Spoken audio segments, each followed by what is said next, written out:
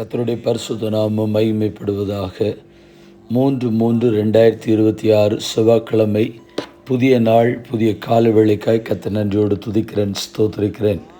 இந்த நாளுக்கான கர்த்தருடைய வார்த்தை மத்தேயு 16:27. மனுஷரால் இது கூடாததுதான், தேவனாலே எல்லாம் கூடும். With man this is impossible, but with God all things are possible. கர்த்தருடைய நாமம் மகிமைப்படுவதாக. தேவனாலே எல்லாம் கூடும். ஆண்டவரால் முடியாது, ஆகாது, நடக்காது, இல்லை என்று சொல்வதற்கான வார்த்தைகள் அவரிடத்தில் இல்லை. தேவனாலே எல்லாம் கூடும். ஆம் பிரியமானவர்களே, இந்த வார்த்தைகளை குறித்து ஒரு சில நிமிடங்கள் சிந்தித்து இந்த நாளையும் நம்மையும் தேவனுடைய கரத்திலே நாம் ஒப்பு கொடுக்கலாம். மத்தேயு 19:26 சொல்கிறது, இயேசு அவர்களை பார்த்து, மனுஷரால் இது கூடாதது தான், தேவனாலே எல்லாம் கூடும் என்றார். மார்க் 10:27 சொல்கிறது, இயேசு அவர்களை பார்த்து, மனுஷரால் இது கூடாதது தான், தேவனால் இது கூடாததல்ல, தேவனாலே எல்லாம் கூடும் என்றார்.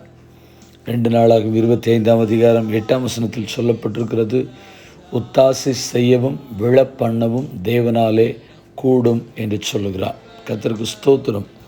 உண்மையாகவே ஆண்டவர் நம்முடைய வாழ்க்கையில் தாம் செய்ய நினைக்கிற காரியங்களை செய்வதற்கு ஆண்டு விருப்பமுடையவராக இருக்கிறார். இனி என்னுடைய வாழ்க்கையில் எங்கே நடக்கப் போகிறது? எனக்கு வயது போய்விட்டது, இனி வேலை கிடைக்குமா? எனக்கு வயது போய்விட்டது, எனக்கு பிள்ளை கிடைக்குமா?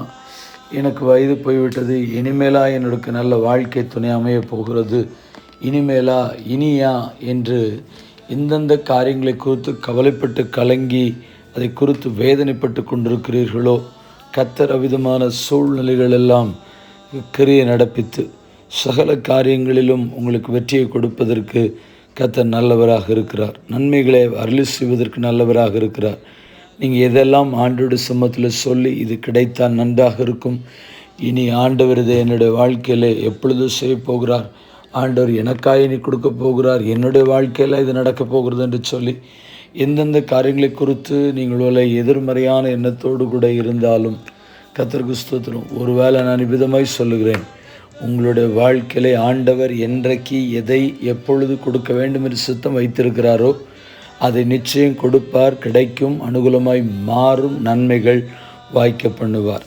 நம்புவோம், விசுவாசிப்போம், கர்த்தர் நேர்த்தியாய் செய்து கொடுப்பார். கண்களை மூடி ஜெபிப்போம். பரிசுத்தமுள்ள நல்ல தேவனே, இந்த ஆசீர்வதிக்கப்பட்ட புதிய நாளுக்காக நன்றி செலுத்துகிறோம். எங்கள் முன்னால் முடியாது என்று சொல்வதற்கு ஒன்றுமில்லை. எல்லாவற்றையும் முடிய செய்கிற ஆண்டவர் எங்களுக்காக இருக்கிறபடியால் உம்மை துதிக்கிறேன், ஸ்தோத்திரிக்கிறேன்.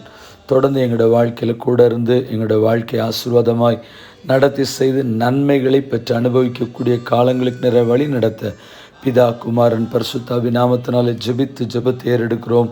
பரிசுத்தமுள்ள நல்ல பிதாவே, ஆமென். வாழ்த்துக்களுடன் ஜெபங்களுடன் pastor Jebadas. WhatsApp 9345353730. May Jesus bless you all. ஆமென். கர்த்தருடைய பரிசுத்த நாமம் மகிமைப்படுவதாக. நேற்று கேள்வியும் அதற்கான பதிலும்.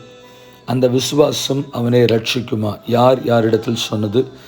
அப்போஸ்தலனாகிய யாக்கோபு சிதறி இருக்கிற 12 கோத்திரத்தாருக்கும் சொன்னது. யாக்கோபு 2:14.